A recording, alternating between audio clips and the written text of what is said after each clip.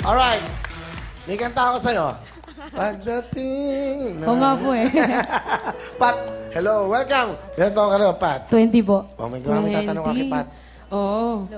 Alam ko niyo po. Saan ka kumakanta?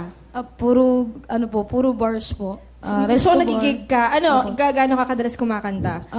Every day ba ito? Or... By, ano po kami ngayon? By Thursday, Friday, Saturday. may schedule kayo. Opo, Gabi. Opo, usually po talaga gabi. Ano yung mga kinakanta mo? Variety po kami. Sino kasama? Yung pinsan ko po, pinapakilala ko nga po pala yung pinsan ko. Siya po yung partner ko sa banda namin. Kumakanta rin siya? Opo. Pakilala mo? Ay, si Renz nga pala. Pinapakilala ko sa buong mundo, si Renz. Renz. Pinsan ko. Hello po, Kuya Will. Ayan. Good afternoon po and happy birthday din po. Ayan. Happy birthday niya po. Opo. Okay, Renz, anong gusto mo sabihin sa pinsan mo?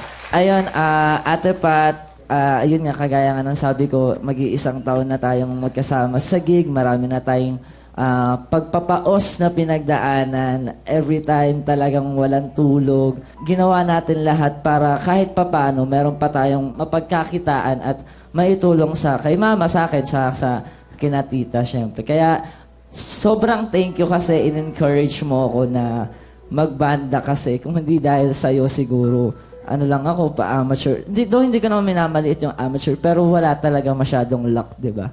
So, sobrang thank you. Kaya, I love you, ate. Sobra. Renz, ikaw, tayong dalawa lang nakakaalam kung ano yung mga pinagdaanan natin. Hindi alam nila mami, hindi alam nila daddy. Hindi rin alam nila tita.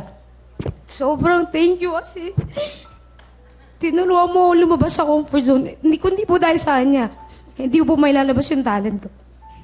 Kumbaga, tulungan po kami, nag-give and take kami. Kaya, maraming salamat kasi pinsan kita, best friend, kabanda, kasama sa lahat ng bagay. Kaya, sobrang thankful po ako sa kanya. Galing.